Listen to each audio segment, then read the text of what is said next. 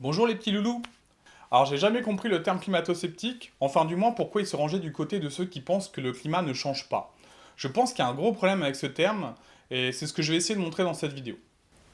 Alors d'une façon purement scolaire, faisons un peu de sémantique. Le terme climato-sceptique est composé de deux mots, climat et sceptique. Voilà, tout est dit. Allez, bonne journée, et merci d'avoir visionné cette vidéo, n'oubliez pas les petits pouces bleus. Allez, bisous. Vous êtes toujours là? Bon ok, je développe un peu. Voici une petite définition viteuf. Le climat est la distribution statistique des conditions de l'atmosphère terrestre dans une région donnée et dans une période donnée. L'étude du climat et la climatologie, elle se distingue de la météorologie qui désigne l'étude du temps à court terme et dans des zones ponctuelles. Merci Wikipédia. Voici donc ce qu'on en apprend dans cette définition. Le climat peut concerner une région, un continent ou la Terre. Il est donc important quand on parle de climat de bien donner les référentiels dans lesquels on se trouve. De plus, quand on parle de changement climatique, il faut bien comprendre que pour être un chouïa rigoureux, il faut observer les chiffres s'étalant sur au moins une trentaine d'années. Alors c'est pas dans la définition du climat, mais c'est une convention qui permet que les résultats obtenus aient un tant soit peu de sens. Alors pour résumer, le climat, c'est à long terme, sur une grande superficie, la météo, c'est à court terme, quelques jours, sur une superficie très locale. Alors ne vous en faites pas, hein, il arrive souvent que des personnes fassent l'amalgame entre ces deux domaines d'études. Comme on peut le voir avec notre ami Trump, à travers ce tweet qui n'est pas passé inaperçu. Un coup de froid brutal et prolongé pourrait briser tous les records, en majuscule. Qu'est-il arrivé au réchauffement climatique? Alors à ce stade, il paraît hasardeux de dire que le président d'une des puissances mondiales est un abruti fini. Donc partons du principe que faire cette erreur est plutôt commune et ne reflète pas le niveau d'intelligence de celui qui la commet. Afin de finir de planter le clou, je vous envoie à cette vidéo très bien faite de Météo France qui explique la différence entre le climat et la météo. Elle est pas belle la vie?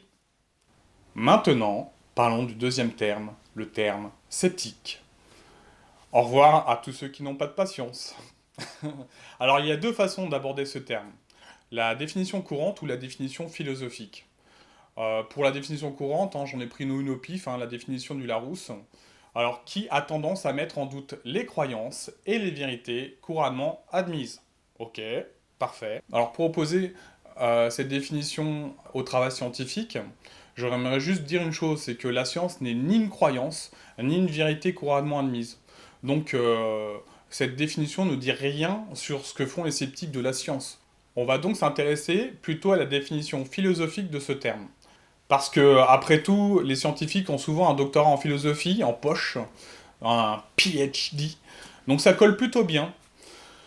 Alors le scepticisme est une doctrine philosophique qui date de l'Antiquité, dont on attribue la paternité à Pyrrhon d'Hélice, 320 avant Jésus-Christ. Alors le gars c'était un peu un troll avant l'heure. En gros sa doctrine c'est comme je peux pas faire confiance à mes sens, bah je dois douter d'eux. Et comme mon rapport au monde est lié à mes sens, bah je dois douter de tout. Pour la petite blague, certains de ses détracteurs racontaient que le gars doutait tellement de ses sens que quand il voyait un rocher ou un ravin, bah il continuait sa route droit devant, doutant de l'existence de ces obstacles. Alors heureusement qu'il se déplaçait avec ses amis pour le détourner de ces obstacles.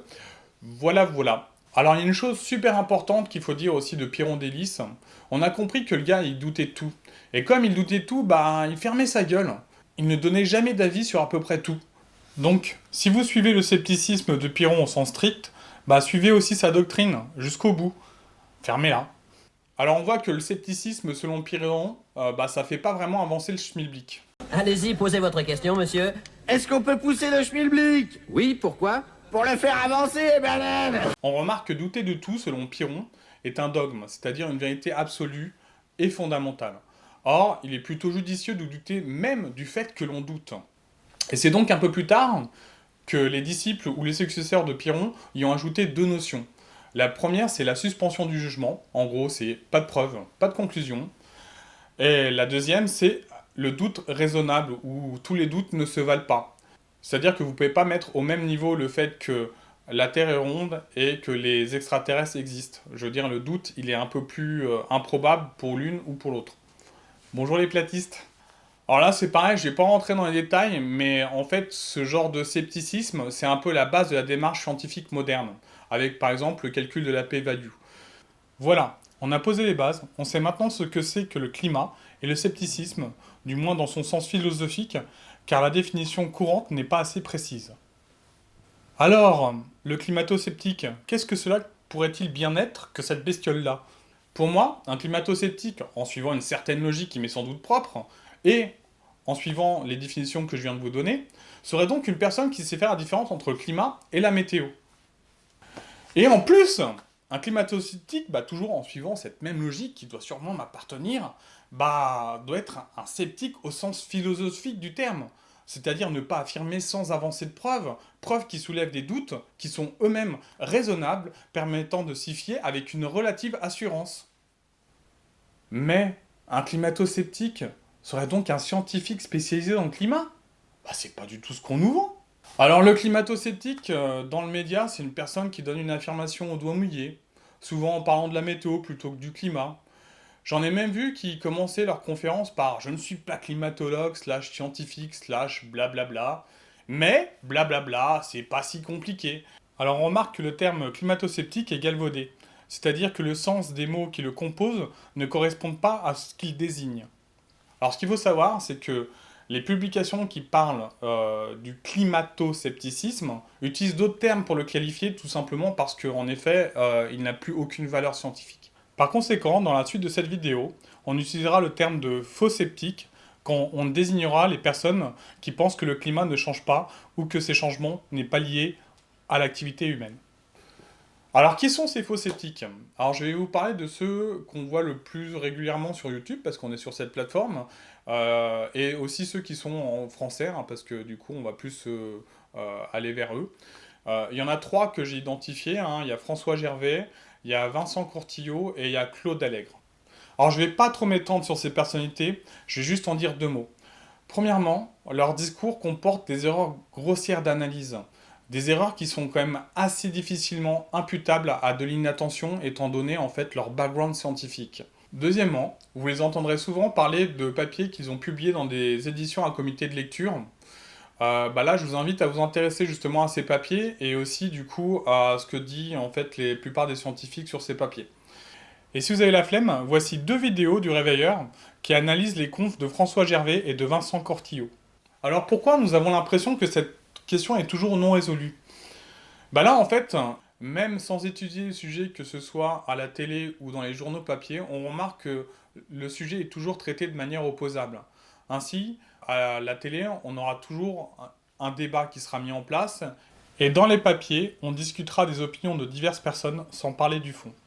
Donc, même sans suivre l'actualité, en voyant juste les titres des journaux ou juste en zappant sur la télé, cela donne une impression de questions non résolues. On peut facilement comprendre ce mécanisme en raisonnant par l'absurde. Mettez une personne du plateau qui prend position sur le fait que la Terre est ronde et une autre qui défend que la Terre est plate. Vous arriverez malheureusement à trouver ces personnes, pour les 2 camps, et cela ne changera rien au fait que la Terre est ronde. Désolé pour les platistes. Mais, parce qu'il y a un mais, ce débat donnera l'impression qu'il y a un doute sur la question. Plusieurs papiers scientifiques ont déjà montré cette contradiction entre traitement médiatique et résultats scientifiques. À titre d'exemple, je vous donne 2 figures qui sont dans une publication de Alexander Michael Peterson et consorts qui date de août 2019 dans Nature Communication. La première figure que je vous présente est la figure 3A-BC de ce papier. Pour commencer, la figure A et B ont en abscisse un échantillon des Climate Change Scientific ou CCS, le groupe en faveur du réchauffement climatique, qui est en bleu, et un échantillon des Climate Change Contrarians ou CCC, le groupe en défaveur du réchauffement climatique, qui est en rouge. Pour obtenir ces échantillons, l'auteur de cette publication a simplement pris tous les auteurs, parmi les médias et la littérature scientifique, et en a dénombré 386 pour le CCC. Malheureusement, parmi les 386, seuls 224 avaient des publications dans les médias et dans les revues scientifiques. Il a donc gardé ce nombre pour les CCC, mais aussi pour les CCS, pour avoir des échantillons qui soient comparables. Dans la figure 3A, en ordonnée, on a donc le nombre de publications totales, et dans la figure 3B, le nombre de citations de ces publications. Ce que l'on remarque, c'est que le groupe CCS publie 3,8 fois plus que le groupe CCC, et dans la figure 3B, que les publications du groupe CCS sont citées 7 2,6 fois plus que les publications du groupe CCC. Les deux figures montrent que le groupe CCC est beaucoup moins productif que le groupe CCS et que les publications du groupe CCS offrent un intérêt somme toute limité dans la communauté scientifique. Attention, cet histogramme n'est pas représentatif de la réalité. Les échantillons ont été mis en place pour permettre un comparatif de publications dans les médias vs les scientifiques. On arrive alors à la figure 3C qui en ordonné le nombre d'articles dans les médias de ces différents groupes. Comme on peut le remarquer par rapport au graphe précédent, l'histogramme est totalement inversé et on a une différence de 49%. Sur la représentation des échantillons, on arrive presque à du 50-50. Comme on l'a dit précédemment, les 224 CC est un échantillon des CC. Un des critères dans la mise en place des échantillons étant le fait que le groupe devait avoir produit des articles scientifiques et dans les médias. Donc si on superpose les deux histogrammes comme ceci, on peut facilement en déduire que cette partie est en grande partie due à la publication dans les médias sans source scientifique. On arrive alors à la plus belle représentation avec la figure 3B qui représente encore les deux groupes avec leurs couleurs respectives. La taille des points représente le nombre de citations liées à la publication et en abscisse le nombre de publications dans le Web of Science, en gros les revues scientifiques. En ordonnée, on retrouve le nombre total de publications dans les médias. Alors dans ce genre de graphique, ce qui est important, c'est de regarder la distribution des points. Alors plus les points sont gros, plus ils devraient se trouver sur la droite pour les publications scientifiques, ce qui est le cas, et en haut pour les publications dans les médias, ce qui n'est vraiment pas le cas. De plus, on devrait avoir une jolie symétrie avec ces droites s'il n'y avait pas de traitement particulier, et ce qui n'est vraiment pas le cas. Enfin, on remarque que les points rouges sont surreprésentés par rapport à la taille des points, notamment dans les médias. Alors ce que nous disent ces deux figures, c'est que les publications en faveur du réchauffement climatique sont sous-représentées en nombre et en qualité dans les médias. Il y a donc un traitement médiatique de la question climatique qui est fallacieux et qui peut s'expliquer de deux façons. Mettez deux personnes sur un plateau qui sont d'accord, ça devient vite chiant, alors que deux personnes opposées dans leur message, ça sera un peu plus mouvementé, donc il y aura un peu plus d'ambiance, un peu plus d'audimat. Un autre point, une idée complexe est toujours complexe à expliquer, donc chiante. Une autre idée simple peut vite être expliquée à grand renfort de slogans ou d'affirmations sans fondement. Dans un débat, l'idée simple aura toujours le dessus pour ces raisons, et pour cela, je vous invite à lire l'article de Jean-Marc Jancovici sur son site que vous retrouverez en description. Alors pour conclure, 1. Le terme climato-sceptique n'est pas un bon terme pour parler des personnes émettant leurs propres opinions concernant l'inexistence d'un réchauffement climatique ou que ce réchauffement n'est pas lié à l'activité humaine. 2. Quand bien même ce terme est utilisé, il représente des personnes n'ayant aucune légitimité pour parler du climat pour les raisons qu'ils expriment une opinion et que la science n'est pas une opinion, donc elle ne leur est pas opposable. Et enfin, 3. Il y a un consensus scientifique pour dire qu'il y a un réchauffement climatique et que celui-ci est lié à l'activité humaine. Voilà, j'espère que cette vidéo vous a plu, alors n'hésitez pas à mettre en commentaire si j'ai fait des petites coquilles, et aussi si vous voulez que j'aborde un sujet spécial en priorité. Bien sûr, en fait, cette vidéo n'est pas parfaite, mais comme on dit, il vaut mieux que ça soit fait que parfait.